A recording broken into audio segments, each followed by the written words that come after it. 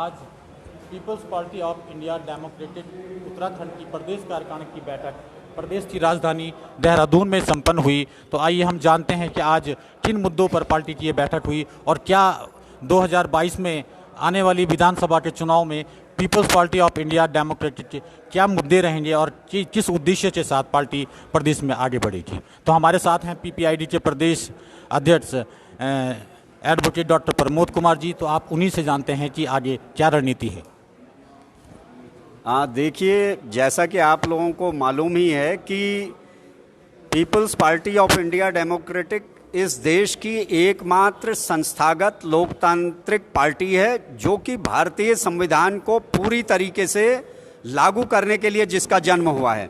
इस पार्टी में ना ही कोई तानाशाहीवाद है, ना ही कोई सुप्रीमोवाद है, ना किसी परिवार की चलती है। इसमें बुद्धिजीवी विद्वान लोग जो राज्य कार्यकारिणी और राष्ट्रीय कार्यकारिणी के लोग मिलकर निर्णय लेते हैं। अभी हमारा 24 और 25 को राष्ट्रीय कार्यकारिणी की जो नागपुर में बैठक संपन्न हुई थी उसमें कई महत्वपूर्ण निर्णय लिए गए थे। उन्हीं निर्णयों को यहाँ राज्य तक पहुँचाने के लिए और जो 2022 में हम लोगों की उत्तराखंड की विधानसभा चुनाव में हम लोग कैसे क्या प्लानिंग करेंगे, इसके लिए आज हम लोगों ने देहरादून में बैठक रखी थी, जिसमें हम लोगों का सबसे बड़ा एक कार्यक्रम जो तैयार हुआ है कि संसद आपके गांव कार्यक्रम के तहत हम लोग एक अभियान चला रहे हैं कि जिसमें हम गांव-गांव जाकर, बस्ती बस्ती जाकर लोगों को पीपीआईडी के कार्यकर्ता ये समझाएंगे कि कैसे विधानसभा चलती है या कैसे संसद चलती है और उसमें कैसे आपकी समस्याओं को रखा जाता है। एक बहुत बड़ा व्यापक अभियान हमारा ये अब जन जन तक जाएगा।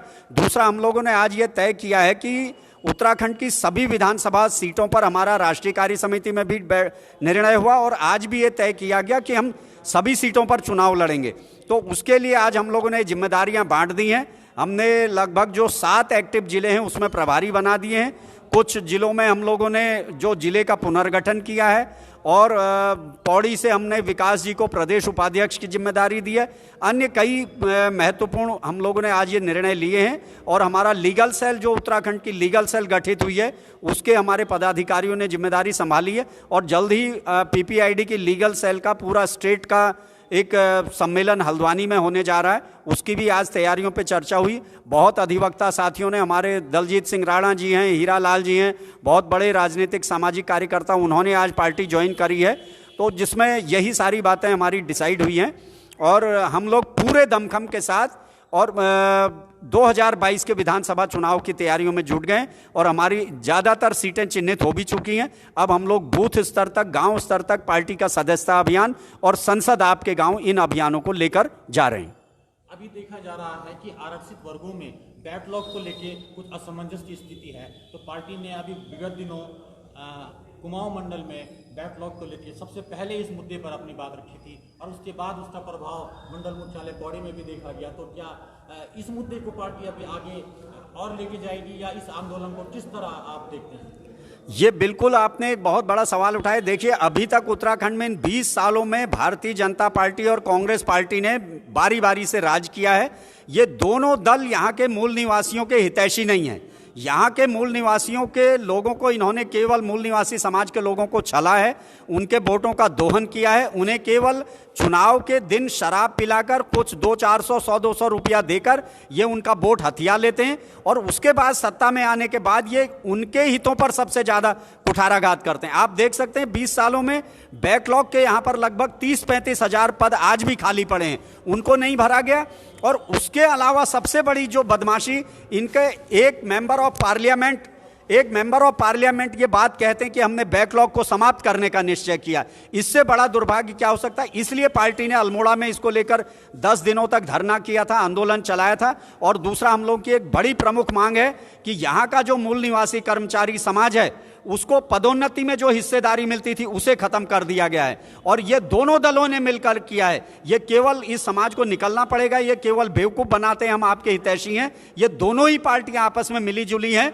2016 में आप देख सकते हैं कांग्रेस पार्टी, जिसको ये वर्ग आज तक अपना हितैषी समझता आया, उसके लोगों ने बीजेपी की सरकार बनाई। तो ऐसा भी नहीं है कि ये कांग्रेस या भारतीय जनता पार्टी अब किसी से छिपा नहीं रह गया, ये एक ही हैं, एक ही थैली के चट्टे बट्टे हैं, आपस में भाई भाई हैं, मिलकर ये सरकार बनाते हैं और मिलकर खाते पीते रहते हैं। तो आज की डेट में हम लोग का ये बड़ा एक घोषणा भी आज हमने की है कि पीपीआईडी की सरकार बनते ही 1 महीने के अंदर हम लोग बैकलॉग के सारे पदों को भर देंगे।